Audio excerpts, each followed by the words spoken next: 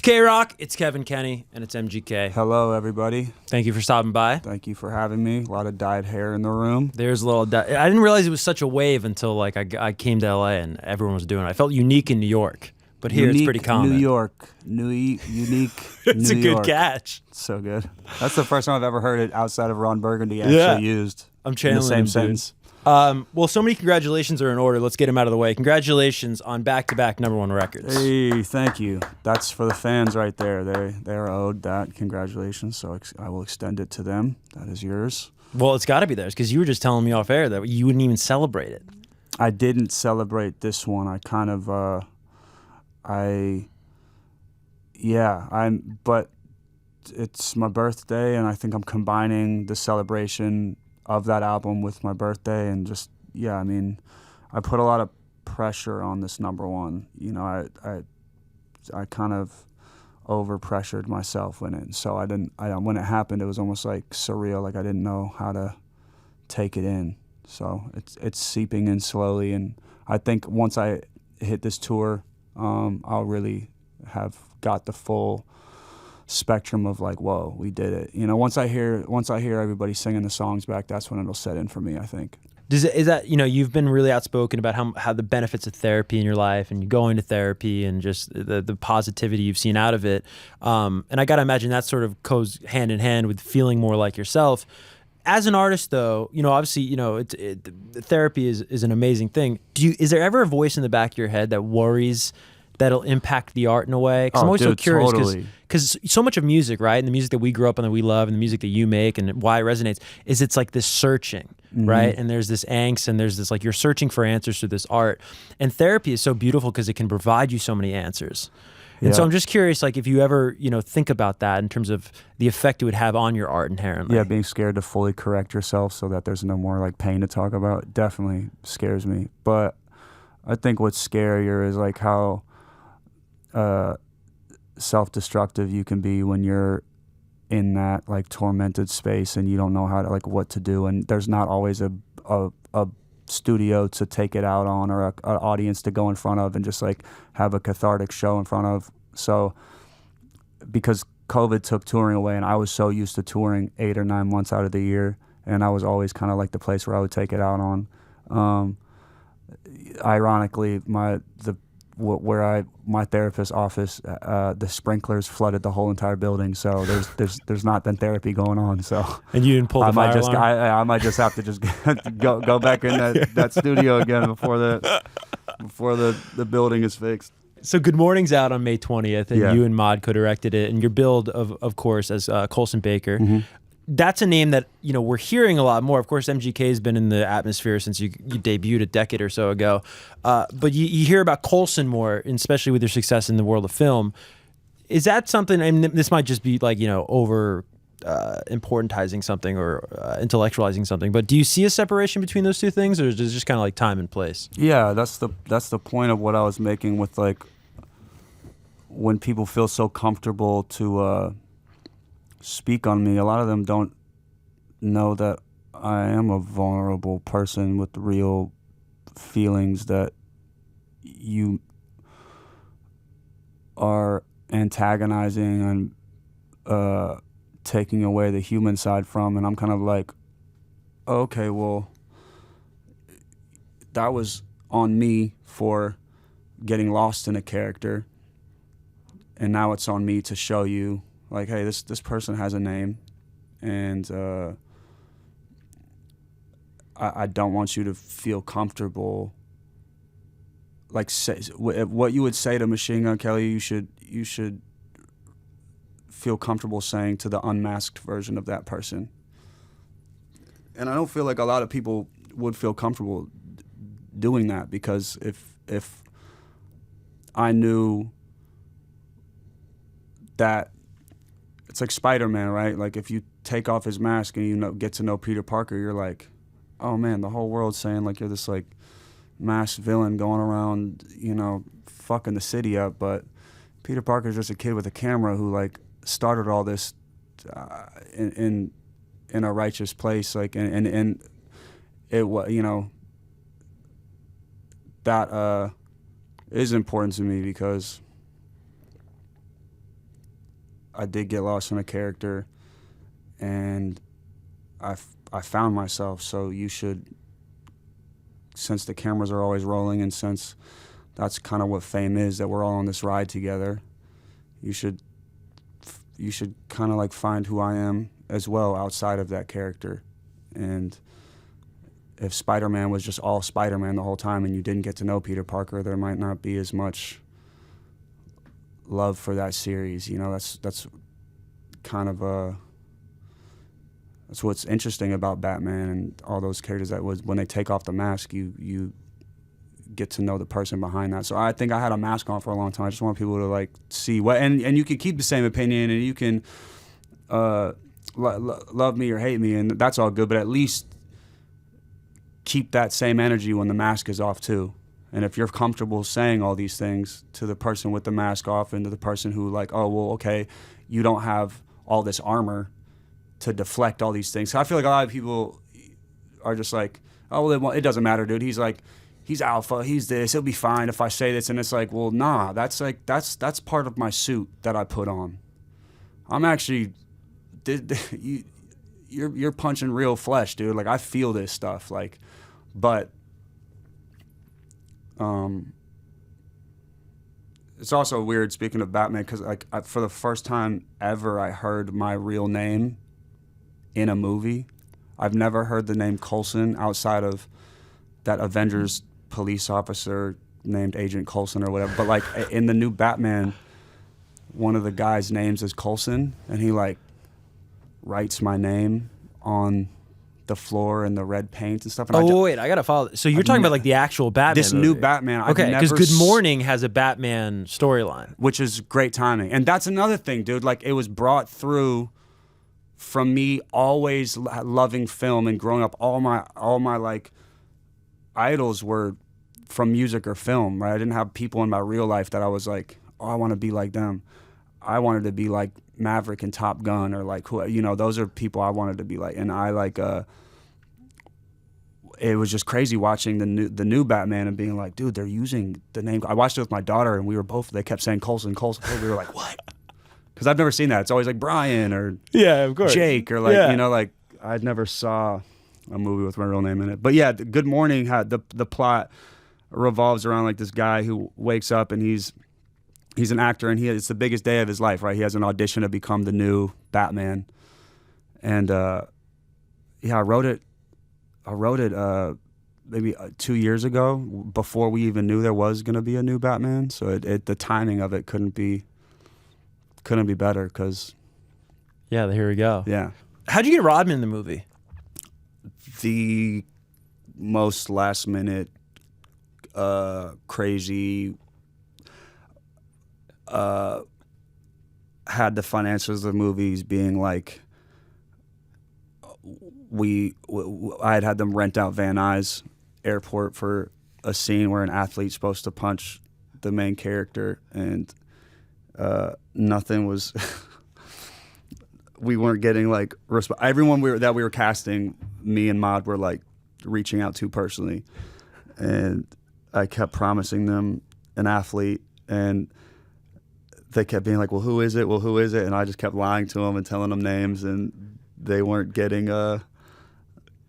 they were getting really impatient, just being like, dude, we rented out an entire airport for 4 hours, and like there has to be someone there. And I was like, just trust me, someone will be there.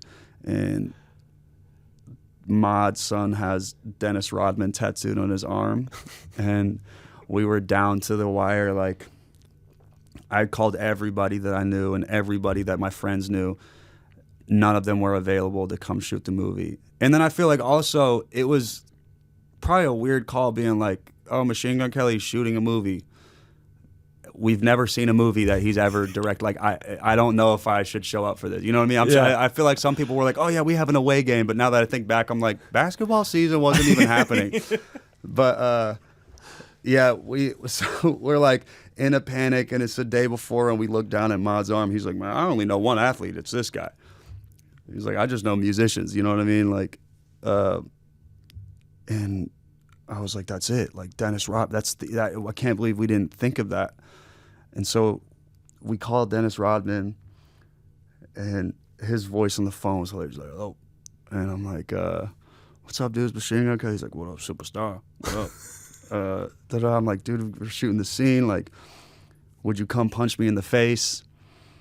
And I was like, when is it? I'm like, it's tomorrow. He's like, yeah, I'll do it. And he asked, the only way it would come was if we sent a Rolls Royce to pick him up. So we send a Rolls Royce to Orange County, get a call halfway through. The owner's like, Dennis Rodman's smoking a cigar in my Rolls Royce. Like, he can't fucking smoke in here. I'm like, you let Dennis Rodman do whatever he wants.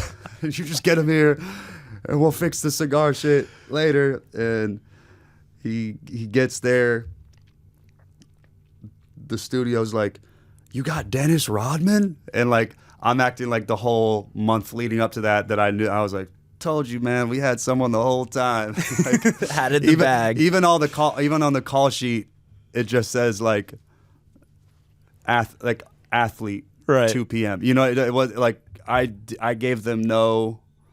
This was how the whole movie kind of was. Like every day before we had a cameo, there wouldn't be a actual certainty of anyone showing up. I would be like, YG, dude, we're shooting this scene in like 6 hours. Like we need, and everyone's request was so funny. They no, and this is how I knew they were my friends. Like none of them were like, all right, we'll work this out. I need like 50,000, and I'll show it. It was just so funny. Like YG was like, what time is it? I'm like, dude, we start shooting at 1 a.m. He's like, all right, say less. Like just give me 2 bottles of Hennessy, and I'm there. I'm like, yeah, dude. Like everybody, dude. Trippy, can you come through?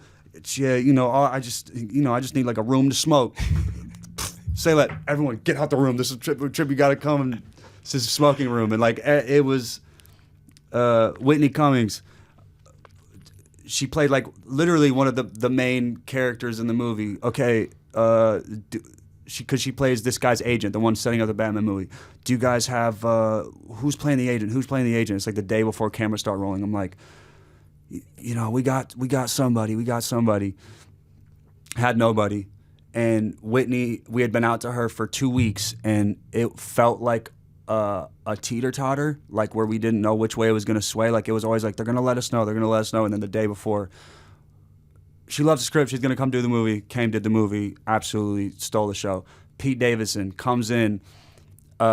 This is funny because we're shooting the whole movie. His day that he's supposed to shoot is the last day of the movie. Oh, shit. And everyone was like, is Pete going to flake? And I'm like, dude, he's totally not flaking. He's going to show up, whatever. We had rented out a hotel. So all these things, every time we rented out like the biggest space for something, it was when there was always like the most like uncertain, undependable like situation. And like,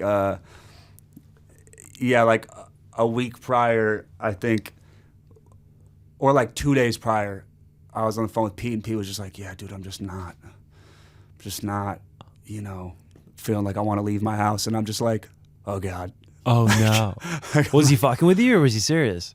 Well, dude, me and him are like,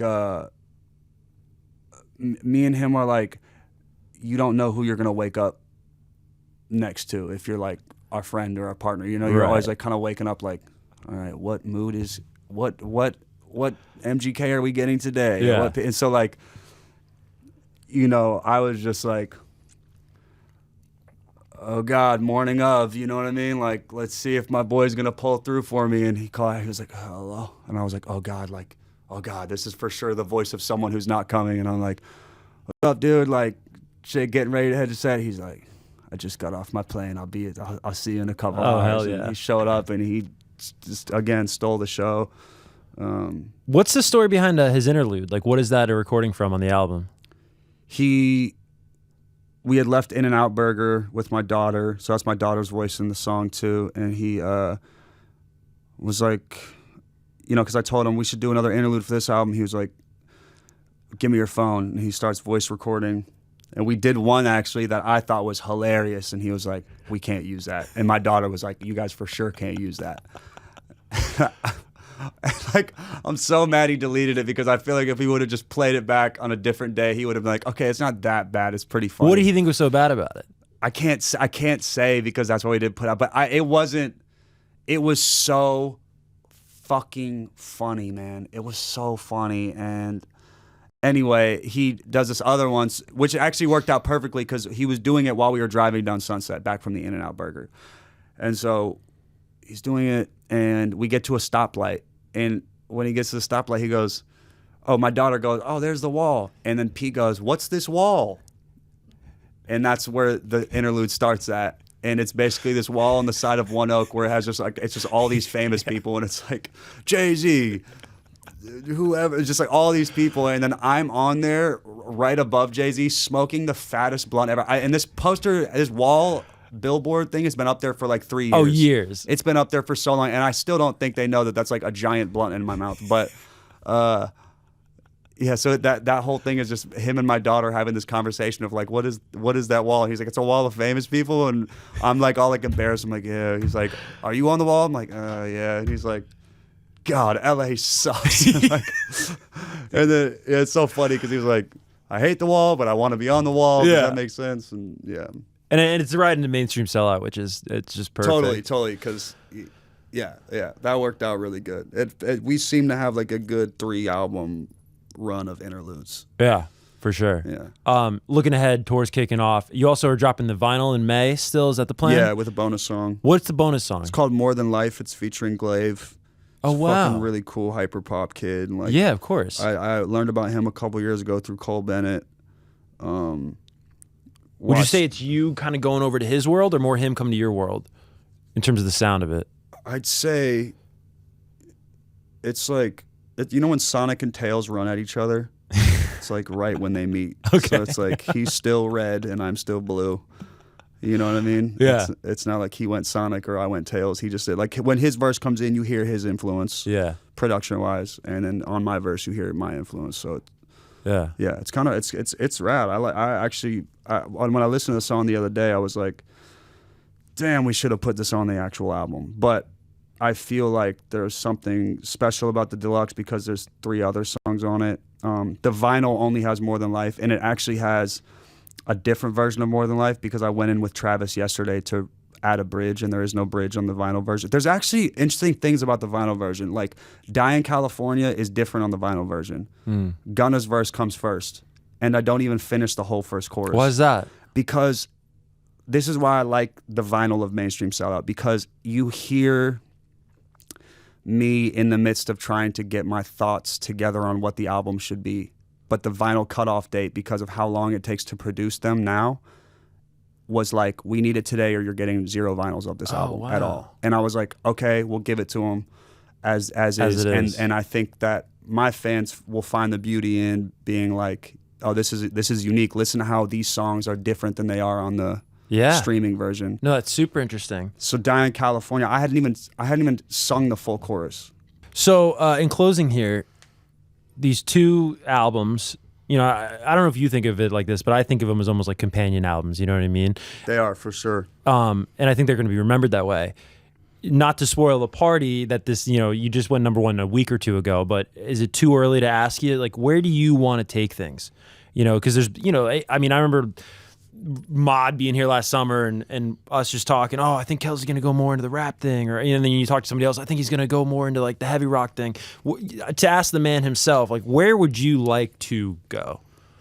Not that anyone's going to hold you to this answer, but I'm just curious, like, where are you're doing, look, you're covering System on Stern, like, you know, you're flirting with that a little bit. Yeah, for myself, I'm going to make a rap album for myself for no other reason, no point to prove, no chip on my shoulder like, oh, okay, well, I did that, now I gotta show them that. It's just like, if I keep doing things to prove things to people, I'm gonna, 1, drive myself crazy, and 2, not make a great product. Like, I made Tickets and Mainstream Sellout because I wanted to make them.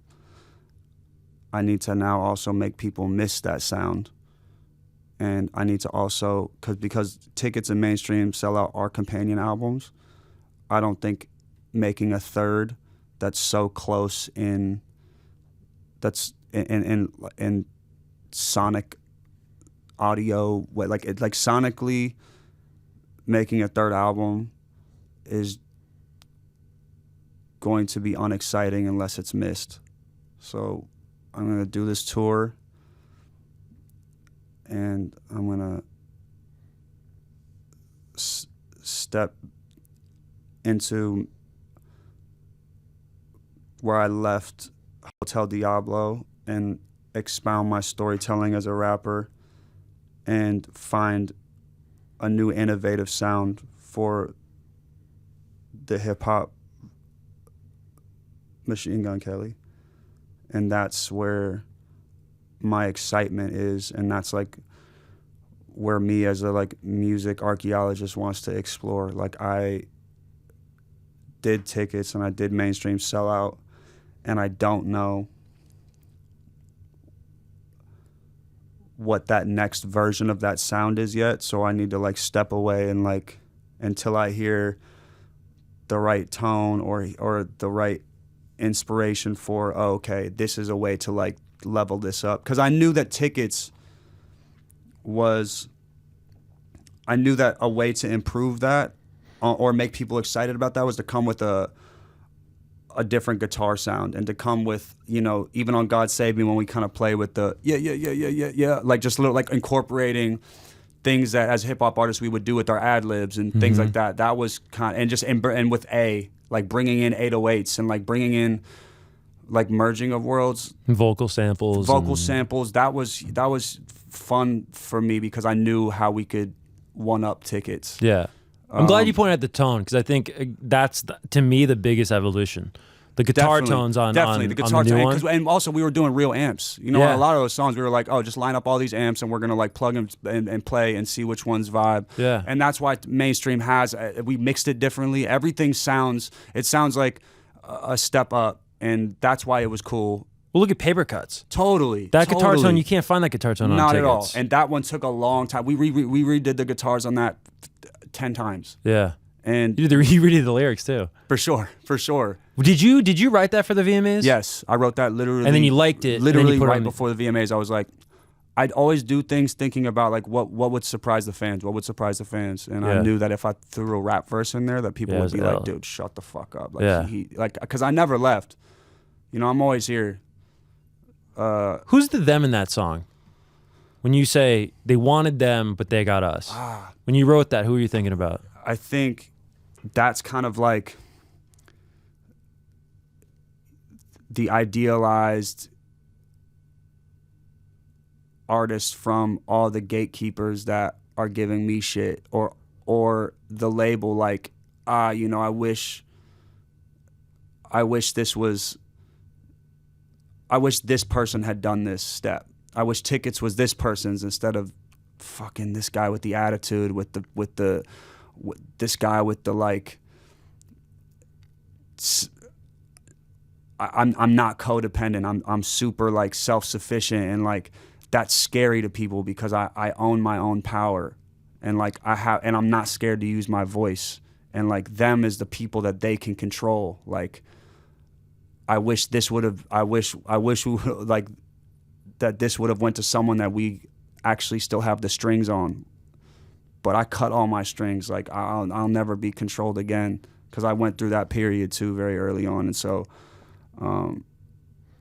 you know, damn, I wish it would have been this person, but instead we got this bad motherfucker that we're gonna have to fucking always keep our eyes on and go to sleep one eye open around, you know, like that is like it's like haha jokes on you.